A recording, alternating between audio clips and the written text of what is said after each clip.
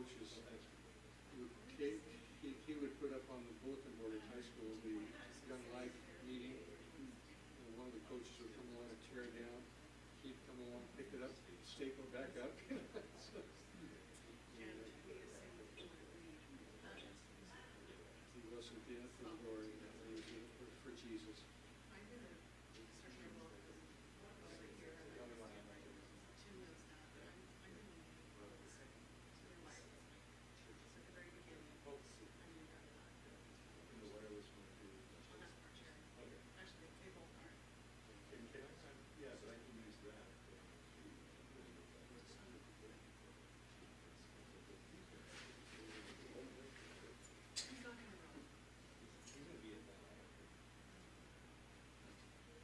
Are you coaching it all on this side, or teaching? I have resigned.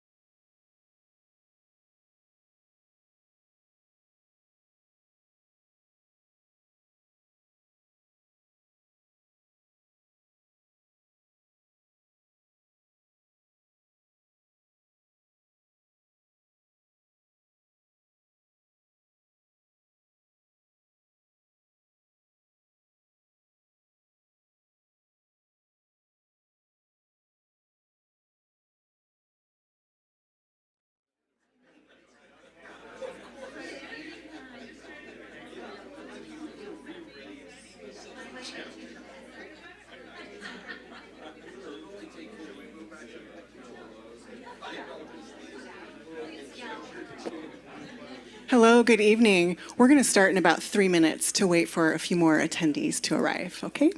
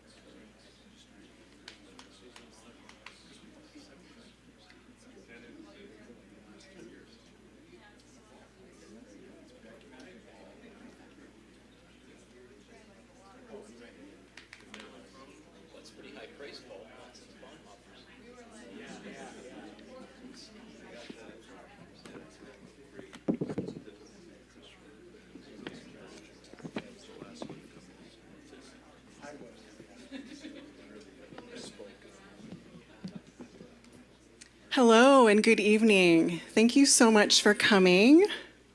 My name is Suzanne Smith. I am the Library Director and Research Librarian here at Multnomah. It is such a pleasure to welcome you to the celebration of Dr. Metzger's latest book, More Than Things, A Personalist Ethics for a Throwaway Culture. Whether you're joining us here in person, remotely via the live stream, or even later through the recording, on behalf of my esteemed colleagues and Multnomah University, thank you so much for being here and investing in this important conversation.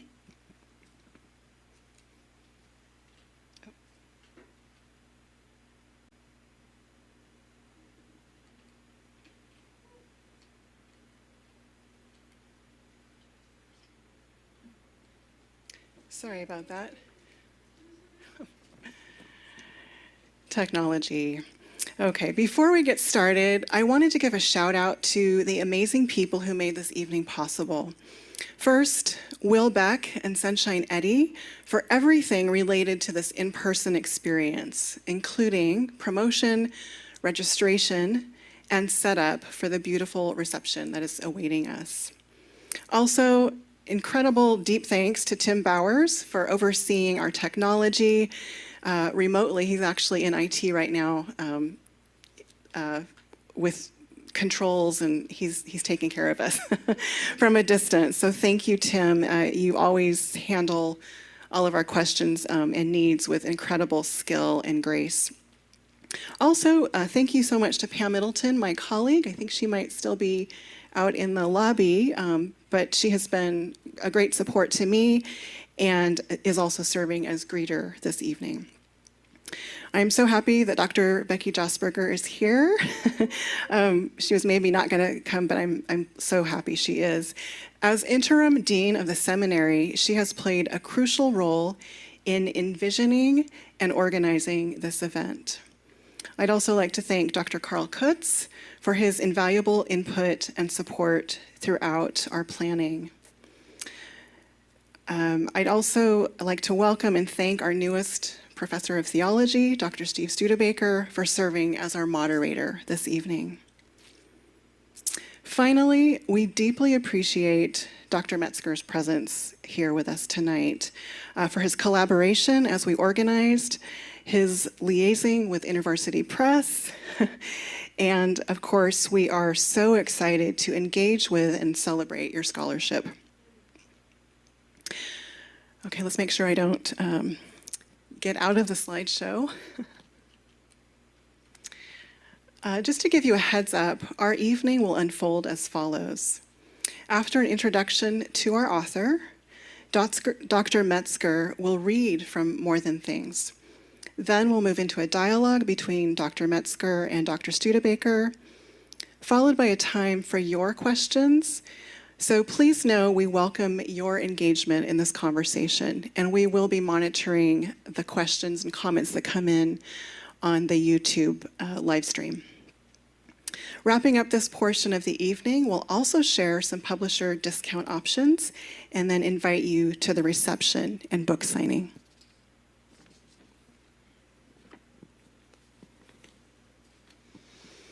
At this time, I'd like to invite our interim dean of the School of Bible, Theology, and Ministry, and professor of Biblical Languages and Bible, Dr. Carl Kutz, to share some reflections.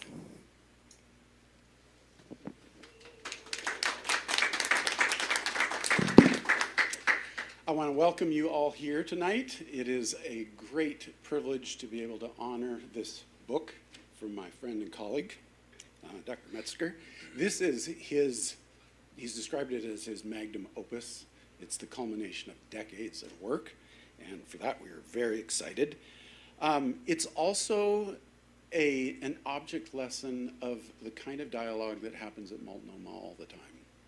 The dialogue between professors and students around the Word of God, theology, and how it intersects with culture is done in a way that is nuanced and insightful and is communicated with a humility and respect for the diverse conversations that take place around these topics. And for that, I'm very, very proud. Those conversations happen in the classroom, obviously. They also happen around the lunch table. They happen in Rogers. They happen in our monthly library forum called In the Stacks. And they happen informally in the hallway and offices on our floor all the time. In fact, Dr. Metzger dashes into my office every once in a while, much like Kramer in Seinfeld, and he pops in and he has something he wants to say, and so he'll sit down and we'll chat. They're delightful times. I love them. Sometimes he just wants me to know that I am culturally ignorant, and so he'll mention some kind of rock song, and he'll look at me like I should know. And I have no clue what he's talking about. I usually just nod my head, and then wait for the conversation to come back to the stuff that I see as pertinent. But anyway. But it's with great pleasure that I welcome you here tonight and that we honor Dr. Metzger.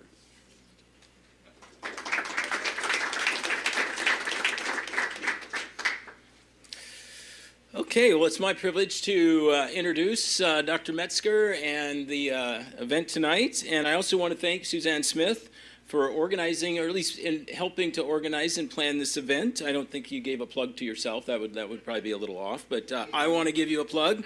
And I think this program tonight grew out of, to some degree, the ongoing events that she has in the library called In the Stacks.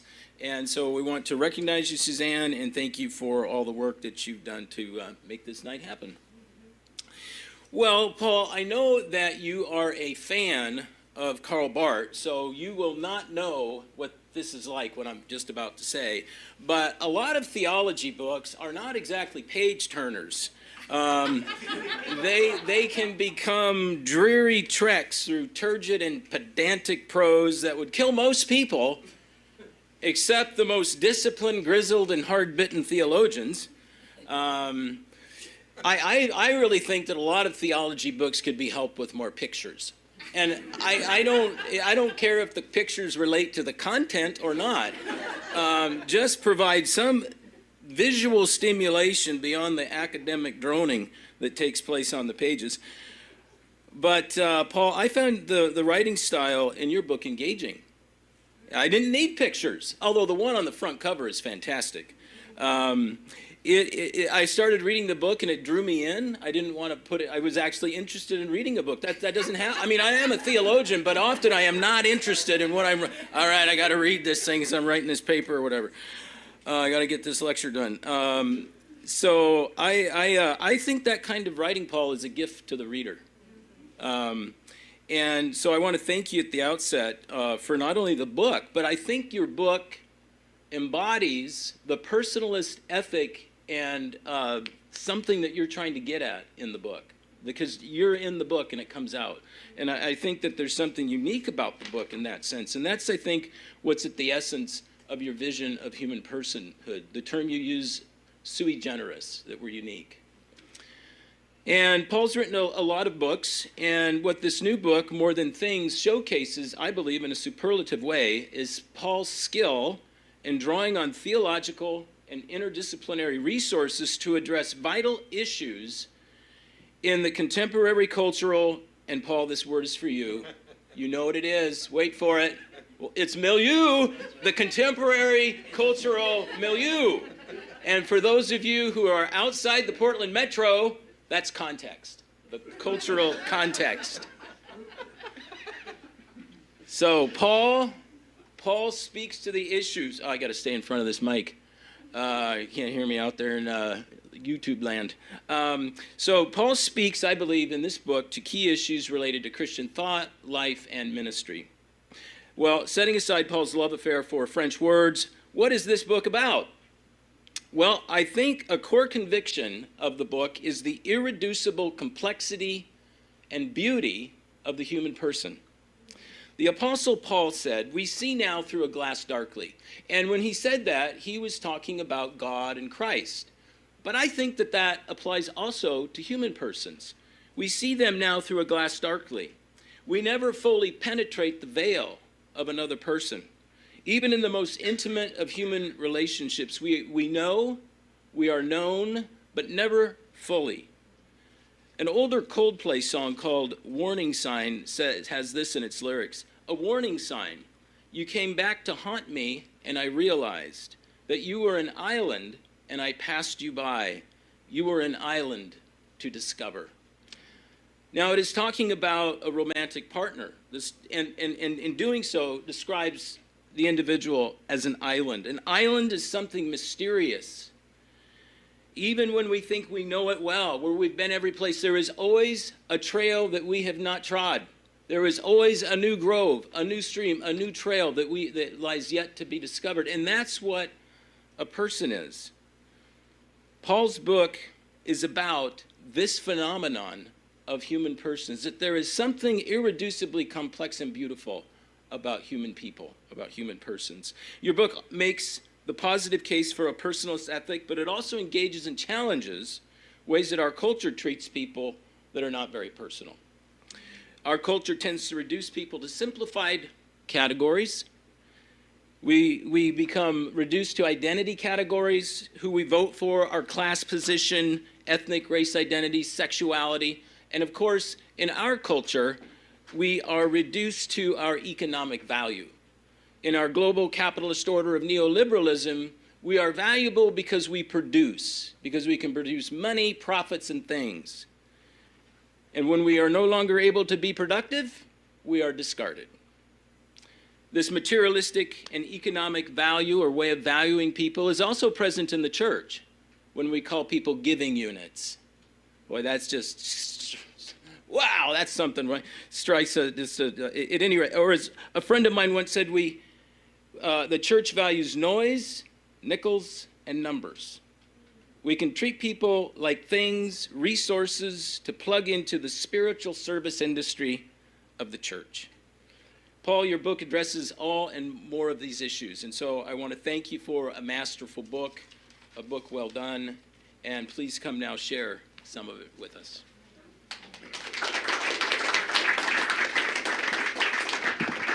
Thank you so much, Steve, and Carl and Suzanne and Becky and Karen and others who've made this possible tonight. It's just great to be a part of the community and reflect with you on this theme of we're made for more than things.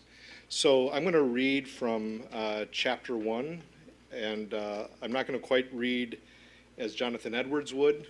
Can you hear me okay? And you think this is good enough for Tim there, or do I need to raise the mic at all? I think I'm going to be okay. So again, many thanks to all of you for being here tonight, to being present, and it's an honor to be present with you. So the search for missing persons, the loss and recovery of personalism.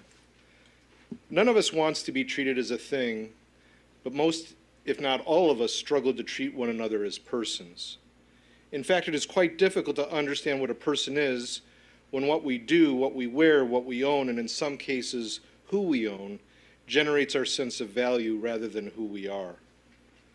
I've invested a great deal of energy over the years in trying to come to terms with this problem, joining others in seeking to move from a culture of things to a culture of persons.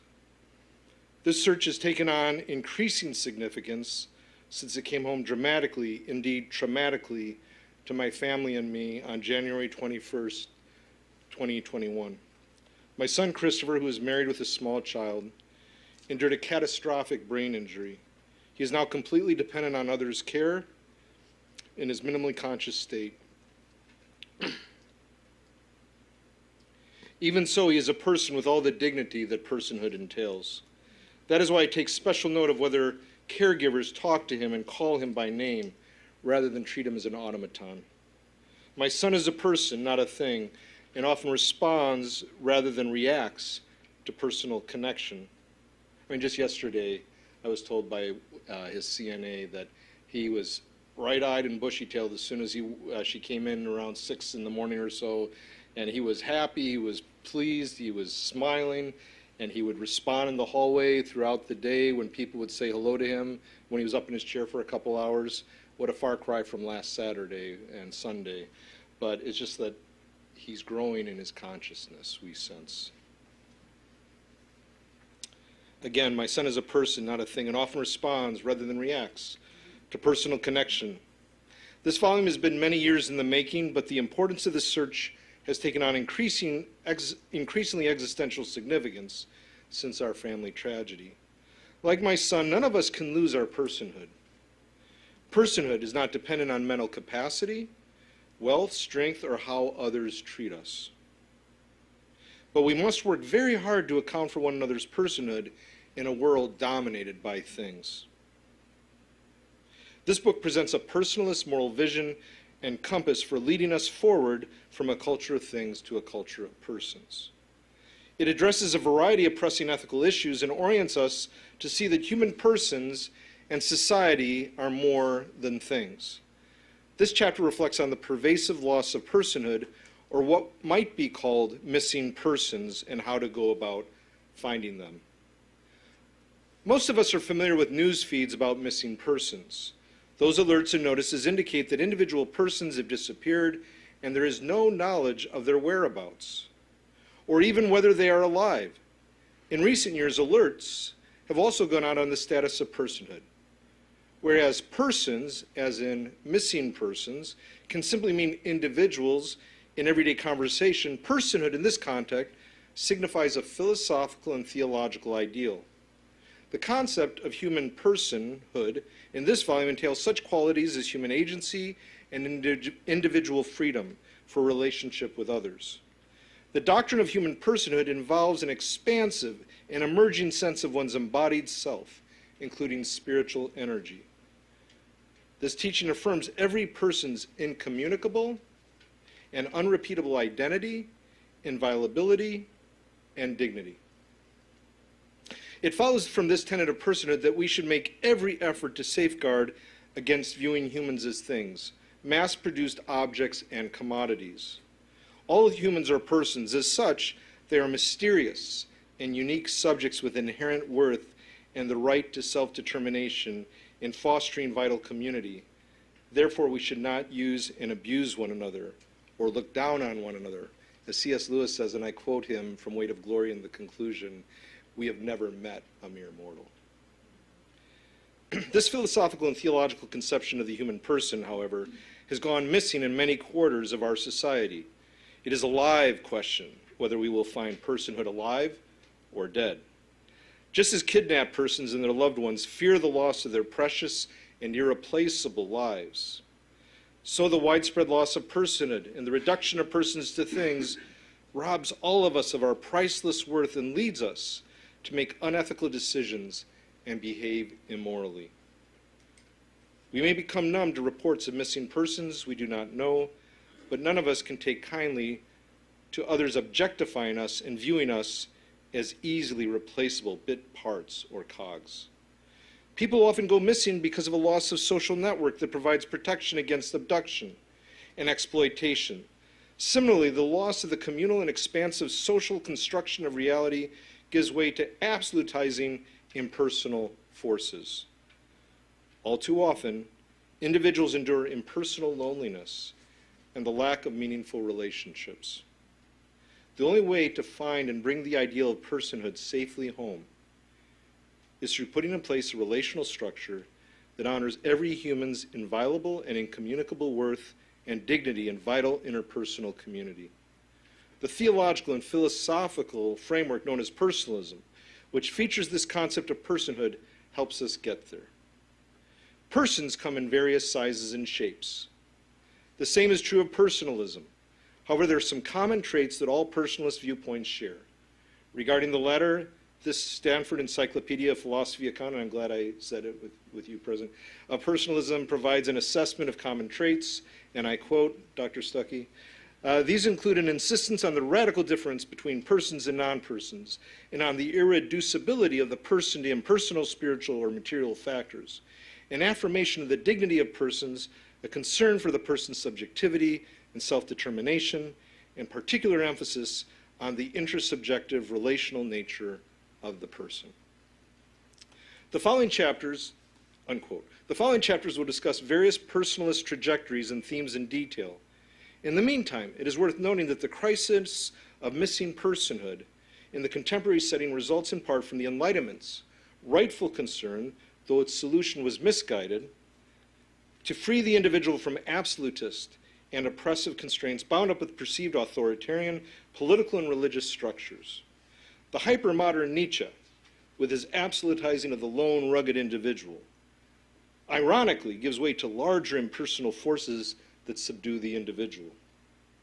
It is critically important to counter this move with a philosophy of life that conceives individuals in relational and communal terms. Personhood involves human freedom for communion with God and other humans as mysterious, embodied beings. Personalism protects against those forces that would reduce humans to biological and sexual drives, market forces, consumer appetites, or cogs in a machine, as Dr. Studebaker so eloquently put it before. Personalism is essential for promoting human flourishing and the well-being of the cosmos. As will be argued in the next chapter, which I'll read when we start up again at 9 p.m. tonight, Christological and Trinitarian motifs were key to the emergence of personalist categories in Western thought. To rescue, restore, and reinforce personhood in various ethical cases, it is essential that we rediscover the Christian doctrine of creation involving humanity being created in the image of a supremely personal and communal triune God, along with other Trinitarian motifs. This book is not the only recent attempt or treatment of personalism's import for life and society. David Brooks alerts his readers to personalism's import for life and society, to personalism as the philosophy we all need. Personalism addresses the fundamental problem of the reduction and objectification of people's lives. Brooks writes, and I quote from his op-ed in the New York Times, "Our culture does a pretty good job of ignoring the uniqueness and depth of each person. Pollsters see in terms of broad demographic groups. Big data counts people as if it were counting apples. At the extreme, evolutionary psychology reduces people to biological drives. Capitalism reduces people to economic self-interest, modern Marxism to their class position, and multiculturalism to their racial one. Consumerism treats people as mere selves, as shallow creatures concerned merely with the experience of pleasure and the acquisition of stuff," unquote. The philosophy of personalism addresses this problem. Further to what Brooks writes, personalism claims that each human person is unique and irreplaceable, has infinite dignity and worth, and we must never treat one another as mere instruments or means. Rather, all persons are ends in themselves in vital relation to others. One finds in Brooks' assessment of the movie Interstellar a fitting example of this perspective on life. Brooks refers to the film as, quote unquote, something of a cultural event, which helps us move from a Newtonian culture of cogs in a machine to one in which life is a host of particles and waves in a vast ecosystem. Here, love is an incredibly powerful and ever-present force like gravity. When our understanding of the universe is shaped by the theory of relativity, Brooks writes, life looks less like a machine and more like endlessly complex patterns of waves and particles, unquote. He continues, vast social engineering projects look less promising because of the complexity, but webs of loving and meaningful relationships can do amazing good, unquote. Love has more value than mere social or natural utility. Pure love does not value others based merely on their perceived benefit. Such love values newborns, people with severe disabilities, the elderly, and even individuals who have died. Brooks, who converted to Christianity from a Jewish background, draws attention to the Roman Catholic personalist philosopher who later became Pope John Paul II. Brooks affirms and extends the claim that Pope John Paul made back in 1968. And I quote, "The evils of our time consist in the first place in a kind of degradation, indeed in a pulverization of the fundamental uniqueness of each human person. That's still true. It was true in communist Poland, where Marxism undercut personal freedom and agency. It is also true in our free market society, where the pursuit of capital gain often spells loss of concern for corporate solidarity and responsibility to care for each, or for one's fellow humans." Regarding the ongoing relevance of Pope John Paul II's work, philosopher John F. Crosby reissued his book, The Personalism of John Paul II, in 2019. He references the same statement by the Pope, quoted by Brooks, and asserts that his personalism is indeed now no less than it was then. Crosby adds, and yet at the same time, we continue to see signs of a growing personalist sensibility. Deep down, most of us know that persons merit respect and should not be manipulated and commodified and demonized. Signs of a growing personalist sensibility and concern manifest itself in pop culture and high culture. Regarding the former, consider Macklemore's and Ryan Lewis's song, Wings. The song critiques our culture's obsession with things, especially the peer pressure youth experience in the arena of apparel, specifically with the purchase of Air Jordan shoes. The pressure intensified so much that youth killed one another to obtain these status sneakers. If individuals are what they wear and wear what they are, as the song states critically, their identity and worth are no greater than their attire. In other words, we are things, not persons. Let's consider two more examples from pop culture that reflect a personalist sensibility. The movie Her tells the story of how a man falls in love with his state-of-the-art, artificially intelligent operating system that controls all his devices. It becomes Her. Her, or Samantha as he calls her, is a developing state of consciousness that becomes increasingly intimate with the man who purchased the operating system. The company that produced her robs him of his personal identity, as it secretly logs their exchanges, downloading his life of emotions and values into their database for research, development, and profit. The owner of her becomes a thing. His product ends up owning him. The Netflix series Ozark reveals society's obsession with power for money. At one point, a drug lord screams at his presumed business partner that she exists for him to use. He owns her, as he says there in this one episode with Wendy when she's upset with him and we're business partners. He goes, "Wendy, we're not business partners. Wendy, I own you." And I would watch that for devotions. So. None of these examples glorify the commodification of human identity. Rather, they expose the shallowness that pervades various spheres of society and calls us to cultivate a personalist sensibility. There are examples of the kind in high culture as well. Famed literary critic Barbara Johnson reflects the personalist sensibility in her volume Persons and Things. She writes, using people, transforming others into a means for obtaining an end for oneself is generally considered the very antithesis of ethical behavior, and with good reason.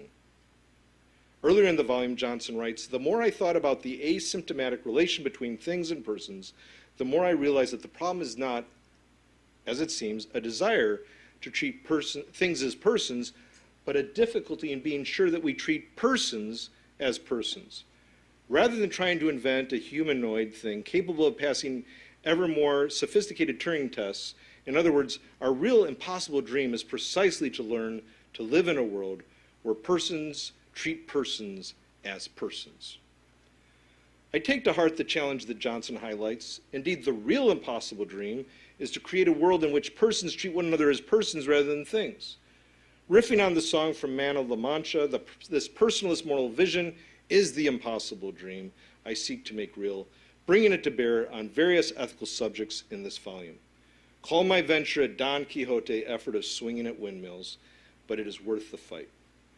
As noted earlier, Pope John Paul II, the man who, as I said, was Pope for a significant season of life, made his personalist plea while working in communist Poland in 1968. The previous year, Martin Luther King Jr. called on the democratic and capitalistic United States at war with communist Vietnam to cultivate a revolution around personhood. And I quote from Dr. King, "I am convinced that if we are to get on the right side of the world revolution, we as a nation must undergo a radical revolution of values. We must rapidly begin the shift from a thing-oriented society to a person-oriented society. When machines and computers, profit motives, and property rights are considered more important than people, the giant triplets of racism, extreme materialism, and militarism are incapable of being conquered." And he first uttered that April 4th, 1967. He was killed April 4th, 1968. This was his real speech to America. And for this, I believe, this value system, he was killed. King declared that the war with Vietnam expressed the great evils of his day: economic exploitation, racism, and militarism. Decades later, on the eve of King's birthday in January 2019, Pulitzer Prize winner Viet Thanh Nguyen, I'm pronouncing that incorrectly, I'm assuming, wrote an article on King's Vietnam War sermon stating, "Americans prefer to see our wars as exercises in protecting and expanding freedom and democracy. To suggest that we might be fighting for capitalism is too disturbing for many Americans." But King's challenge about values and his threat to the powerful are still applied today. The attack on persons can arise from a variety of quarters: communism, capitalism, and beyond. The personalist response must therefore engage a host of concerns, including those giant triplets that King noted. Moreover, the approach to addressing this challenge must come from a variety of sources, including the Protestant King, the Roman Catholic Pope John Paul II, the Jewish background in Brooks, and more. As they and others attest, the threat to persons is real. Moreover, the import for personalism today in addressing this threat has great merit. This book is one such attempt at addressing the problem of revealing what is missing: persons. This venture also provides a personalist moral framework that goes in search of finding missing personhood and to engage and empathize with individual instances of missing personhood in all their depth and complexity. This volume is a personalist philosophy of life or moral vision applied to various ethical issues in dialogue with various ethical systems in our pluralistic society today. And I'll pause there until 10 o'clock. Okay.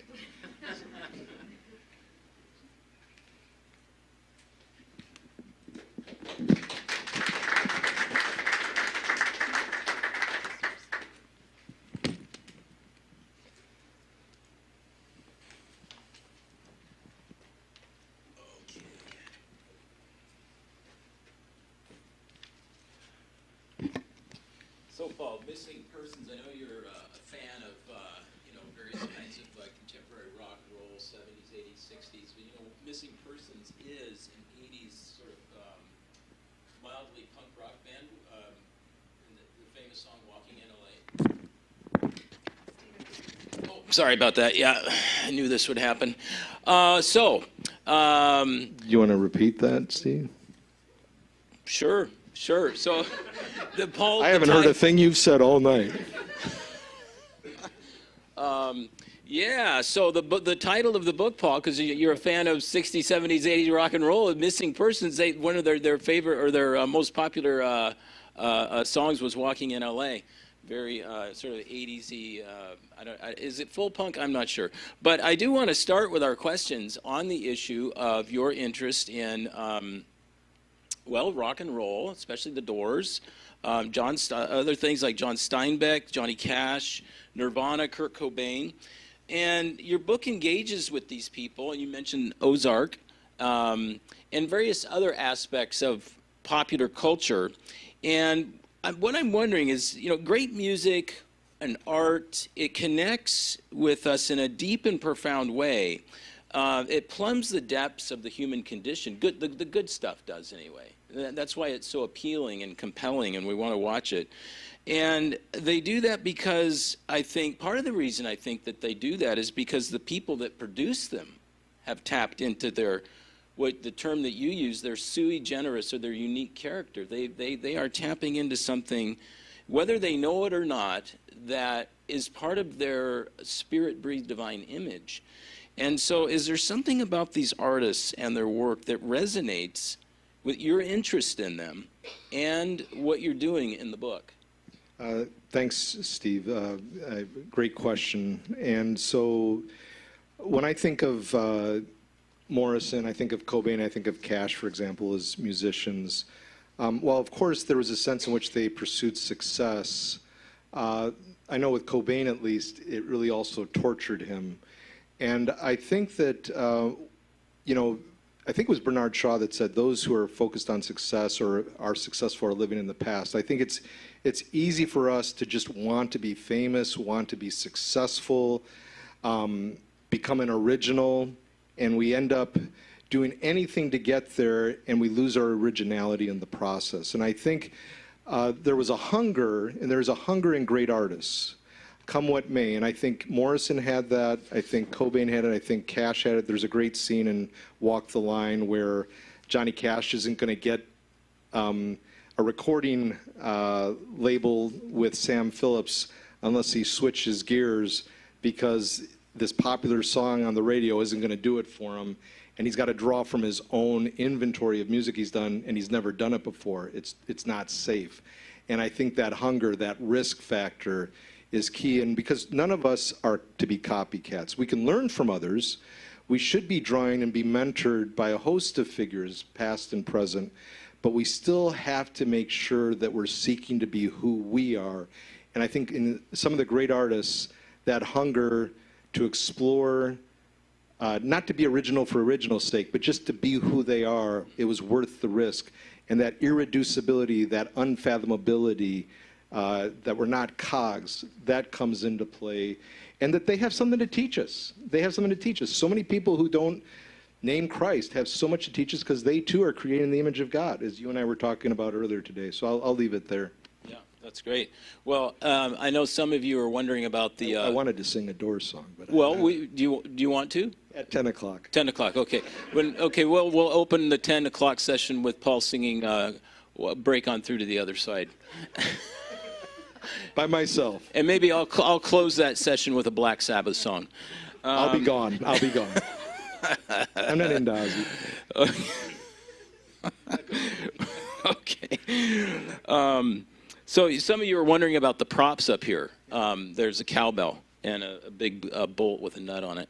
Over the last week, Paul and I have been he introduced me to the SNL skit, More Cowbell, with Christopher Walken and Will Ferrell, I don't know all the rest of that crew. And so in that skit, or Christopher Walken his character's named Bruce Dickinson, and he's producing the music for Blue Oyster Cult. Is it Don't Fear the Reaper? Is that the song they're playing? I can't remember. Yeah, I think so. Yeah, Don't Fear the Reaper. And so he comes out and he's like, okay, guys, it's good. You're doing great. But you know what we need? I need a table. We need some more. We need some more cowbell. And what he means when he says that... You got to watch it if you don't know this. Just look up Cowbell SNL, and you'll find it. Yeah, and then all this will be funny then. I'm trying to carry this joke here. It's tough. This would kill most people. So by more cowbell, he means, you guys are doing well. This is good music, but it's not great. I want you to dial into that special thing that's you and bring it on. Make some music that's going to be great. Explore the space. Explore the space. And that's what I want you to do, Paul. I want you to explore the space, explore the studio here, the theological space, and give us more cowbell.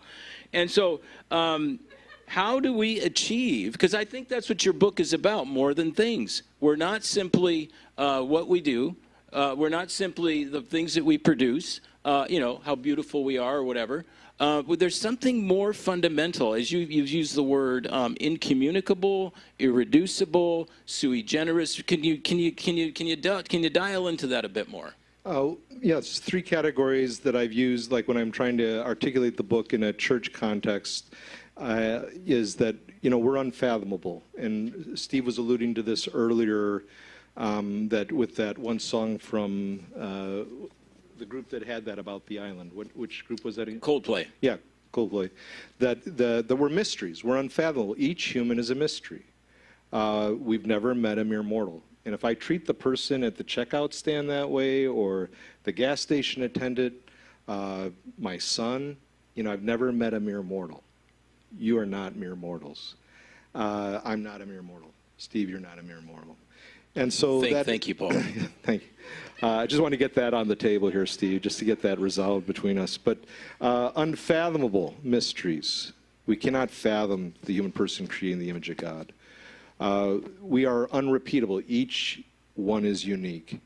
And we're inviolable. Even when we're violated, there's something core to our humanity that is not violated. In the midst of all the violation, because God maintains and preserves our identity before God intact. So those are 3 themes to me that get at we're never to be reduced to things. So we are our biological drives. We are our ethnicities. We are our gender. We are a host of things. But we're more than that. Personhood emerges from all that. So we can never be reduced. But that's part of us. It's just that there's more to us. And our dignity, as Christian Smith says in his book, What is a Person, is like wetness to water. We can't articulate it fully, but we know it's real. And so maybe we'll get into critical realism at some point. At 11 o'clock. 11, yeah. So I like the idea that we're unique, that there is no one who has ever been, is now, or ever will be the particular package of spirit-breathed life that each one of us is and can be to the world. Yeah, and just on that point, just as you were saying, I was thinking about this yesterday, and I've written on it recently because I'm writing a book related to our journey with our son. And as hard as it is, and I'm thinking of you tonight. I don't know what your journey is. I don't know your past, your present, or your future. I just know my story a bit, and even that I'm not quite clear on at times. But I think, but I've got this one life. I could get bitter about it with everything that's gone on, but I've got this one life, and I'm going to live this one life as fully as I can with my son. And I said to Christopher one night at his bedside, hoping he was understanding, I said, Christopher, we are not going to waste our suffering, are we? We are not going to waste it, because this is our suffering, and how do we make the most of it in Christ? Yeah, that's good, Paul. So do you think that maybe part of the difficulty of naming what it is about the person, because we're using words like irreducibility, complexity, unnameable, that we're trying to, that there's something about that dignifies each human person that is transcendent, and that transcendence itself arises from the transcendent. And so I wonder if that's part of the struggle, is that we're trying to name something, put our finger on something that ultimately comes from a transcendent source that is beyond us. Yes, that there is this transcendent mystery. We as Christians call it God. Others will call that force a force or what have you.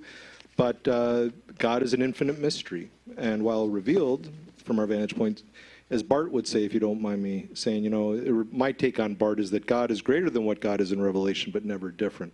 But always infinitely more, but never different from, would be, I think, Bart's take on God's revelation in Christ. And I think that gets at that unfathomability.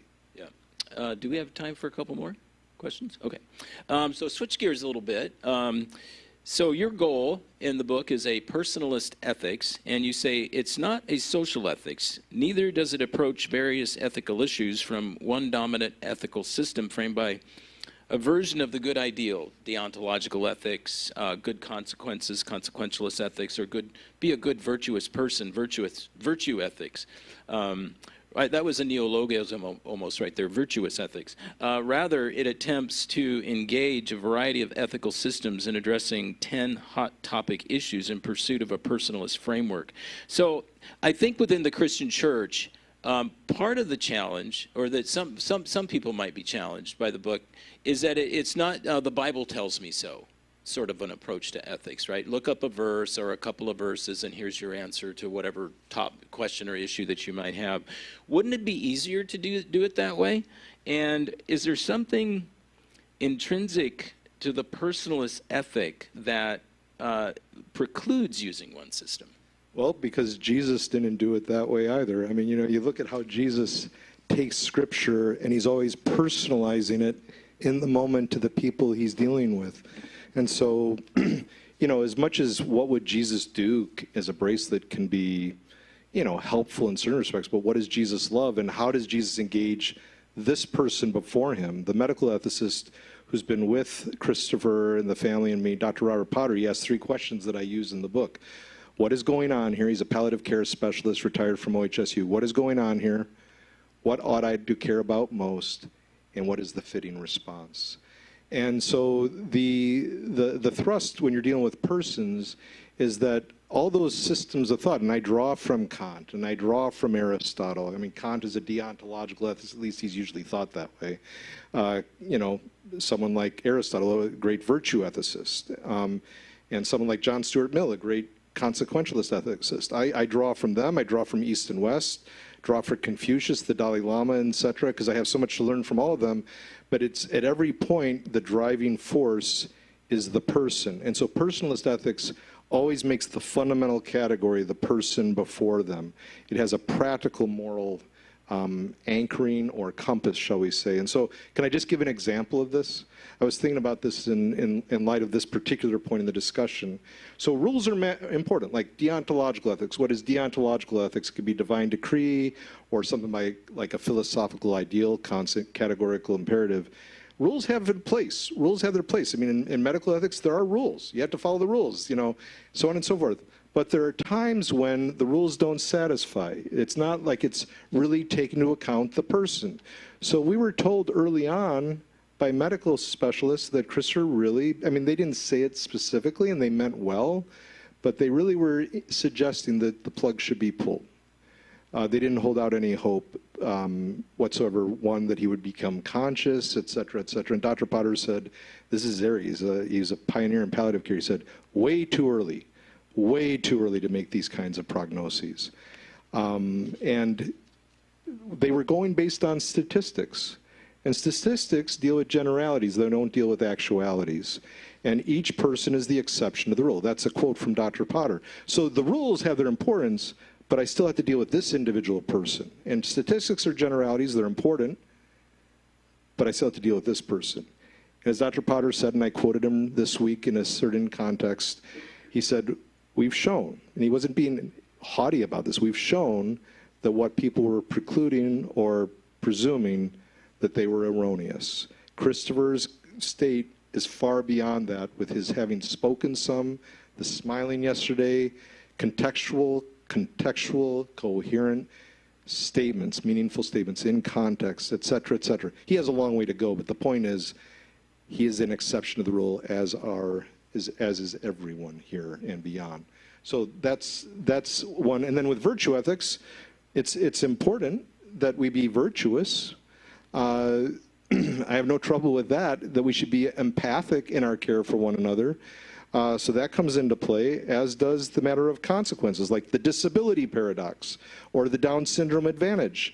I think when I'm dealing with Richard Dawkins and what he thinks about a Down syndrome fetus, that it's best for that individual to be aborted, I think, well, what about the people who've had Down syndrome fetuses and they were born? And it's complex. I understand it's complex. I'm not trying to demean anyone who's had an abortion. I'm just saying, I'm just dealing with Richard Dawkins' statement about this. And it's the matter of, and I'll close here, is that so often those with disabilities, or Down syndrome in particular, the Down syndrome advantage, they actually have often a more meaningful quality of life than I do. They're often happier than I am.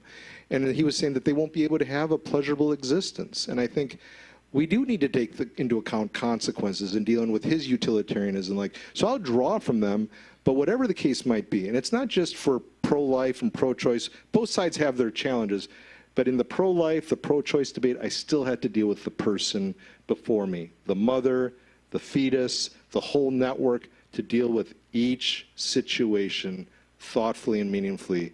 And personalism goes beyond deontology, it goes beyond virtue ethics, it goes beyond consequentialism to account for all the complexities of the person. That's great, yeah. We want to get to turn over to questions, but I do have one more question for you, Paul. And is that okay? You can, I mean, we've got until 1. 1? Okay. We'll bring in some food and drinks here in a bit. So we're made in the image of God, and you say that reducing human beings to means to our own ends violates the sacredness of that image. And here's I think the interesting point you make. And takes the name of the Lord in vain. I think that would be unusual for most people to read, because when we think of taking the name of the Lord in vain, we think of that piece of profanity, right, that we're not supposed to utter. And yet, I think that's a very profound insight on the nature of what it means to claim the name of God, and yet to treat people as means to an end and utterly empty that claim of any significant meaning. And so maybe if you could reflect on that, but also when I was thinking of this, it's easy for us to critique the culture for doing this. Oh, big bad capitalism, neoliberalism, oh God, look at all this bad stuff. But we also, I think, have a tendency to do it to ourselves, right? To reduce ourselves to means, ends, and to value ourselves based on things and production. We work in an academic world, and so our value is based on our productivity in the classroom. Do we get good teaching reviews? Do we do our bit for, seminary and university in terms of institutional service? Outside of the campus, we're evaluated based on publications such as this, journal articles, presentations at conferences, et cetera. And so I think we can internalize that way of thinking ourselves, and in a sense take the name of the Lord in vain in terms of the way we evaluate our own self and our own personness, or own, not personhood. Yes, thank you, and Steve. Just one of the things I appreciate so much about the Multnomah community, while we have our challenges, and I suppose I'm one of the biggest challenges to the community, but just the care that's so often modeled amongst people. I mean, you know, shout out to Sunshine and Pam and Will for their work, and for Tim, and for those who made this possible. I'm just thinking, in the midst of the challenges of their own lives, just the beauty and profundity of caring for me as a friend, as a colleague, as a brother. You didn't profane God. And I mean, your presentation earlier, we might not always agree on everything in terms of what I write in the book, but you showed such respect, Steve, in how you engaged. You honored the image of God in me, and I hope to do the same in my interaction with you. So I just want to say that I'm grateful for Multnomah University, the community. I've learned a lot so much, and what Dr. Kutz said before about the dialogical posture, et cetera. I'm just grateful. And so that's what I'd want to say here, and just that, you know, that we would always seek to cherish the person before us and not take the name of the Lord in vain by treating people as a mere means. Use Kant's categorical imperative. Never treat someone as a mere means, but always as an end in themselves. There's no end to the villainy that will ensue once we start doing that. That's right. Giving units, for example. Yeah. Okay, I think we're time to go to Q&A, both here and for those out there in YouTube land. So we have it. Yeah, I believe it's John. You mentioned that it's important to value persons for who they are, being made in the image of God. And yet you mentioned fetus. I'm wondering, would you be more accurate to say baby rather than a fetus? Medically, that's probably acceptable, but as we're talking about personhood, I just kind of wonder about that. So I'll repeat for the recording. It's like a Geico commercial, isn't it? They repeat. Yeah. I think, don't they have a duck? I'll bring that out here. We got the cowbell. We'll get the duck. So is it appropriate to refer to the unborn as a fetus, since we're talking about a human being that we believe is created in the divine image? Thank you, John. Great question. And, you know, I want to start, it's the framework I operate from in the book as much as possible. I definitely come out hard driving in terms of my Trinitarian personalism. That's how I'm wired. And I certainly hold to a Judeo-Christian Orthodox perspective on matters. I want to use categories that I feel I can engage the broader community on best, and so to use terms that can be starting points for engagement. And, you know, we can call the fetus a baby, but the baby is a fetus, and I think no one's going to disagree with that. And then I go from there, and I try and argue from my vantage point. I call it entangled ethics. We maybe will have time to talk about that at 2 in the morning. But I really see that there's so many complexities in these issues on abortion, for example. Pro-life, pro-choice are often hijacked terms that are reduced on various sides, and I want to wade into that discussion in a way where I'm trying to use categories and terms as starting points that all sides can maybe agree with in the midst of the challenges and difficulties. So I just encourage the reading of chapter 3 to see how I deal with it. But it's a great question, but that's my starting point, is to go with general categories as much as possible. Yeah, it's a great question. Thank you, John. I don't know if it's appropriate for the moderator to throw his opinions in, but I'm the Please. moderator, so I'm just going to do it. Yeah. And that's just the way I found you to be. Yeah. You're just going to do it. Rude and so I think there's a graciousness in that approach, right? Rather than I'm going to make my point that this is the thing, like, okay, I'm going to use a term that I know that you can accept and that we can have common agreement on and have a conversation about, rather than I'm going to use a term that I know is loaded so that I can make my point in the conversation. Yeah, and what I've sought to be about is always going through my convictions, not around them, nor stopping short, but to go through them, but in a way that I'm finding common ground with people from whatever perspective, but going through those convictions. That's the methodology. and with critical realism of entangled ethics that I talk about there, but I won't belabor that until 4. 4. Yeah. It's an all-nighter, folks. Yeah, thanks, John. Carl. So you mentioned entangled ethics several times. What do you mean by that? Thank you. Yeah. So the question is, what does Paul Metzger mean by entangled ethics? Oh, now I understand what you were asking about. I didn't understand until he put that out there. Thank you, Steve. Okay, I'll give you the $10 later. But so I frame things in chapter 2, Dr. Kutz, by way of faith, hope, and love. And it's both metaphysical and methodological.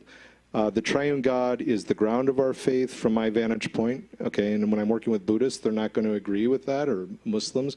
But I'm just saying this is my starting point. I'm coming from this, and to engage broadly wherever people are coming from. And they can engage from their vantage point, and we'll dialogue.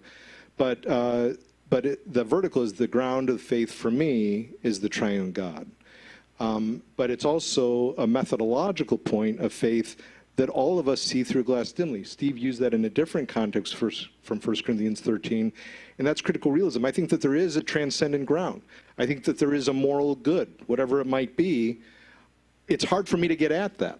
It's hard for me to understand. I think none of us see clearly. We're always looking through a glass dimly. Critical realism, I believe there's reality outside of my head, but I have to have a humility, hopefully, that it's not so easy to get at that. And on all these critical issues, like abortion, like marriage, like matters of the environment, and so on and so forth, race, et cetera, complex issues. And so I talk about entangled ethics, hope, eschatological. God is our hope. God is our hope, our eschatological, our future hope. But also, we operate with a sense of hope, that teleology, and as King said, the arc of the moral universe is long, but it bends toward justice. So he says we move toward it. Or for Aristotle, there's a teleology. He's thinking not from a Christian vantage point, it's pre-Christian, but there's a teleology, there's a drive within us, moving us. So vertical, horizontal, and then love. God is the ground, the grid, and goal of creaturely life. God is lover, the Son is the beloved, the Spirit is the one who binds us in love, to use Augustine's categories, and then that has to be concretized. How do we love? And for Jesus, it's loving our enemy is the true love. So that idea of faith, hope, and love, and in this case, entangled ethics, I can learn from people from all walks of life. I had a professor once say, even a stop clock is right twice a day. And of course, I don't look at that with other humans that they're stop clocks. I might be the stop clock. But I have so much to learn. I mean, I work a lot with people of other faith traditions and learn a lot, and they often challenge me to grow in ways that, I'm so grateful for. And so as I'm seeking to pursue God revealed in Jesus through the Spirit, as revealed in Scripture. And I'm saying this because I have seminary deans here that I have to account for. That's good. That's great, Paul. And I think there's a... You're just wanting to end it, so you said, yeah, that's great. Well, yeah. We're going to wrap this up. You can go now. Wait till 5. That's right. But there's a humility in that. I think we want to, as Christians, to name the truth. This is the objective truth. This is the answer, and conflate our ideas with that objective reality, with God, with the truth, with whatever it is, and that's hubris. It's in a sense it's the height of arrogance to conflate ourselves with God and absolute truth. It doesn't mean that it isn't out there. But what you're saying is that we approximate it. We're struggling, and the humility to realize that maybe we can learn something from someone else. Absolutely. I'm just going to quote from Bob Dylan's song Blind Willie McTell, which is one of his top 5 or 10 on his bootleg album. But he says, one of the verses about racism, he says, God is in his heaven, and we all want what's his. So I think we have this idea. We want what God has or what God is like. God is in his heaven. We all want what's his. But power and greed and corruptible seed seem to be all that there is. And, that hubris does not account for our deeply distraught, fallen condition. We're broken people. We need healing. And so that's why I shouldn't be so proud. As King said, we're so arrogant. And in that sense of Jonathan Haidt, atheist social psychologist, Jonathan Haidt, I love his work. The righteous mind. We all think we're righteous, and everyone else, whatever side they are on the political spectrum, they're the ones who are not righteous. And if we had a little bit more humility, and I need that more and more, and it's only as God's love secures me will I become humble. And so that's part of it. Whenever I'm insecure, I become more arrogant. Show me a humble person, I'll show you someone who's really secure, and I've got a long way to go. In the back, and then Karen. I'm sorry. Aaron, I knew you worked here, but I didn't know your name. Sorry.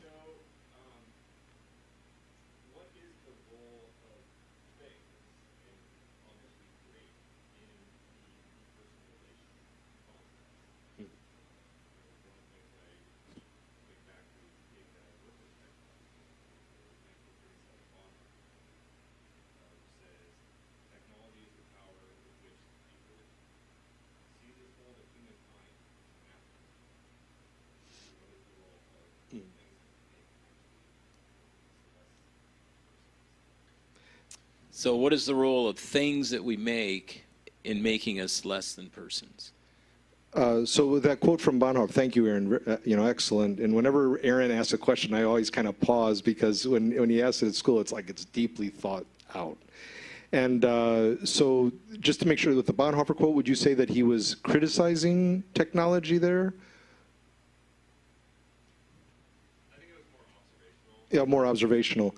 Yeah, when I think of the negative side of technology, it's not so much technology as, what we create and such. It's more the mindset, the ideology, what Jacques Ellul called the technological society, where it's efficiency, and I think that so often that drives us, that, efficiency becomes like the cardinal virtue. But technology is just, we create as humans. We're like God, we create. It's just that when we create with hubris, that it becomes a problem. I think Goethe's Sorcerer's Apprentice, which was influential to Mary Shelley, with Frankenstein.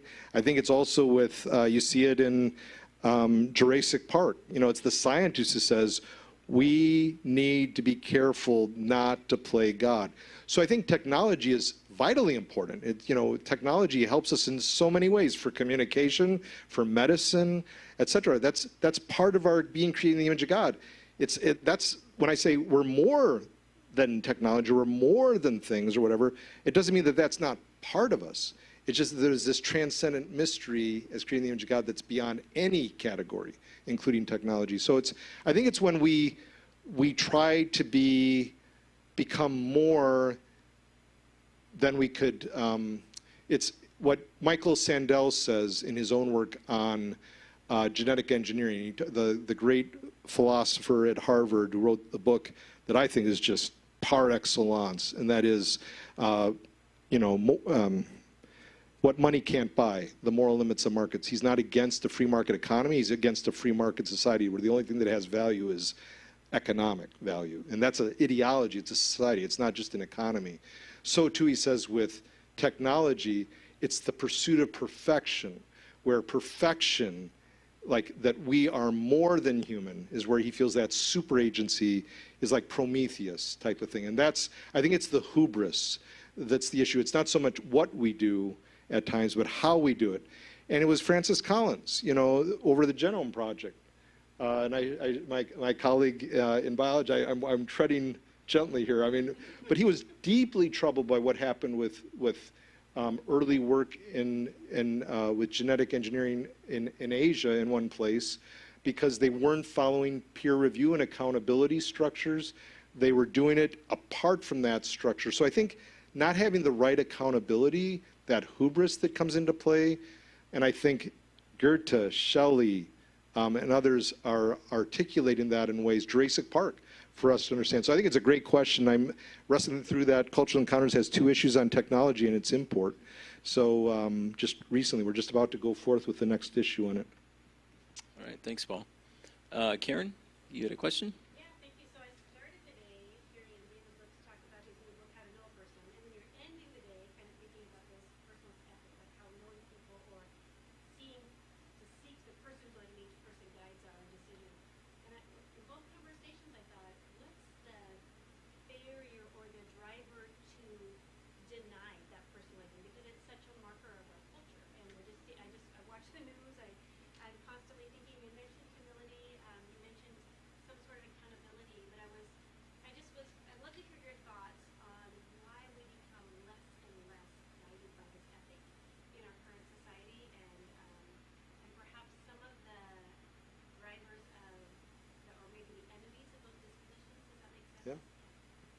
So how we get, all right, I think if I got it right, pulled away from a personalist ethic and drawn toward, what was the last part?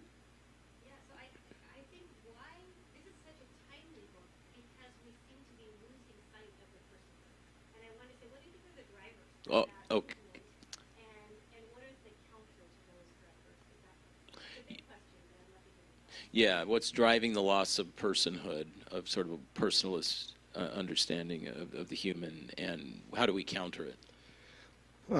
Thank you, Dr. Fancher. I mean, it's a huge question. It's what I'm trying to get at in the whole book in many ways. And, and again, it doesn't stop. But I think in part, it's that drive for mastery. I think it goes back to the garden, shall I say, the great profound story of, Genesis 3, wanting to be like God, not being secure in relationship with God, one another, the world, the creation. Because I have a chapter on creation care, because it's personalism does account for a personalist ethic toward creation as a whole, not to treat or objectify it as a thing. But so I think the idea of not being secure in God's love, that the enemy would always, you see it in Genesis 3, Paul talks about it in Corinthians, to be taken away from a simple and pure devotion to Christ. And so I always think that, an imperfect love is cast out by fear, but a perfect love casts out fear. And somehow or another, the enemy, the serpent, shall we say, got them to think that God didn't have their best interests at heart. And so I think that sense in which my life is just not where it should be. And, Augustine talks about this, because it's about the heart. So, I mean, to me, it's the heart. The tortured soul, the cheated soul, the diseased soul. The tortured soul sees the good but can't have it. The cheated soul thinks it has the good but doesn't. The diseased soul has the good but doesn't realize it.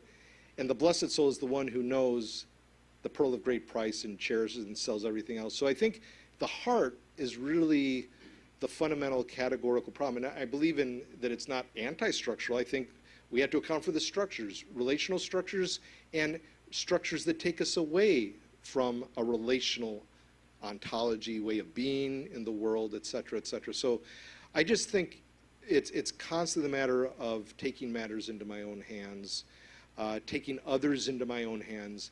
A godliness with contentment is great gain. How can I be content where I'm at today before the Lord, in whatever situation I'm in, that the enemy can't get me when I'm in that context, and confident in God. What man means for harm, God means for good, for the saving of lives. That providential sense. So you sense that kind of Trinitarian effective spirituality of the Augustinian heritage that really shapes in Luther. That's a driving force in my work. I hope that made some sense. Are we okay? We can do one more question. We'll have two questions actually. I have Are there one. questions from I'll have the- one. I have one to close us out, but we'll go with this gentleman first. Go ahead. I'm reading another philosopher who's talking about the process of learning being a personal process, depersonalize and think about information. And I was just wondering how, as you've been thinking through this idea of personalism as philosophy, or personalism in your book, how has that affected, or how have you thought about that in terms of your own learning, and also how you teach in the classroom? So the question is, how has your personalist ethic affected your own teaching and learning? Yeah, it's a great question. I think when we're dealing with, and I'm really wrestling through this one, it's really challenging. I think Polanyi and others talk about that personal knowledge and such, and I think even with Buber, with the I, it, I, thou, I think there's a sense in which whatever the subject matter I'm engaging, I'm being encountered by it. So like the biblical text, I have a mastery divinity degree, but ultimately, am I being mastered by divinity? And so I think that, and I got that from reading Barth. Not that he ever said that, but it was just like, you always felt in reading him, I don't know if you'd agree with this. I know Dr. Kutz wouldn't, because Dr. Kutz, do you know who Karl Barth is? Yeah. Yeah, and I don't know the rabbis that Dr. Kutz studies, but anyway, so, so there. So, but with Barth, there was always this sense in which there's an encounter that comes through. So I think learning must always be personal. So whether it's in the natural sciences, your domain, there's a sense in which, right, you're being encountered by the object is not simply an object. You're not objectifying it. It has vitality and life, correct? Am I wrong with that? Am I wrong in that statement? To some extent, I don't know. Since I deal with chemistry and physics, I'm dealing with more Okay. things, but I think there's still something more than just an object. Yeah, and so that's what I'm trying to get at. No matter what the discipline, that there's a sense in which I'm being encountered by it. And again, I think Buber, I think Tournier talks about this, that there's always this sense in which a tree is more than a tree. There is a personal engagement. And hopefully in my teaching, I'm taking each person seriously. They're colleagues of mine. It's not like Paulo Freire. I love his pedagogy, Pedagogy of the Oppressed, where he says the student is not, it's not a banker model where you're just depositing information. It's a matter of that you are being taught too, that you are colleagues. So we're all colleagues on this journey toward knowledge. And I think we seek to have that mindset, heart set at Multnomah University. It's student oriented, but the students also are some of our greatest teachers. I said for the book event for the school, I said, I've been shaped by my students, and I'm thankful for my students at Multnomah. They bring something that shapes me, and we're always shaped by our encounters. This encounter tonight shapes me with all of you. I'll never be in this encounter with this group of individuals in quite the same way again. As my mentor Eminem would say, you got to lose yourself. You got to lose yourself. And it's like, am I going to seize this moment? And that seizing the moment is taking seriously each person. I'm not sure Eminem is thinking that, but it's taking seriously. I love Eminem. I love him. But I'm just saying God that I don't know bless you. if he was a personal or is a personalist, but I think that that's an important point, that we take seriously this encounter with these people, because we'll never step into this river quite the same way again. Yeah, that was great, Paul. And so I think one of the question that is burning on everyone's mind tonight Is when are we going to finish? No, well, that's the second one. That's the second one. But the first one, the more important one, is what is your favorite Adore song?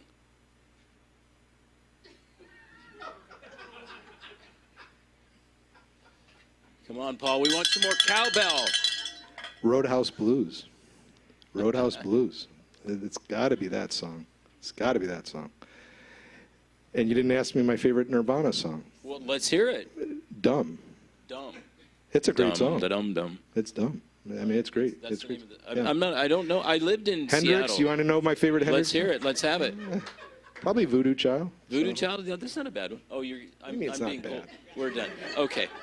I know when it's time to sit down. Thank you, Paul. And I'll give the mic over to a more responsible person. Yes.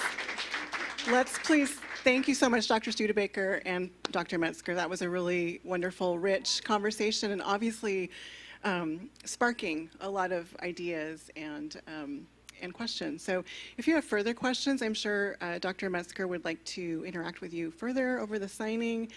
I didn't get any questions online, but if they come in the next few minutes, we'll record those and make sure that Dr. Metzger sees those and can respond.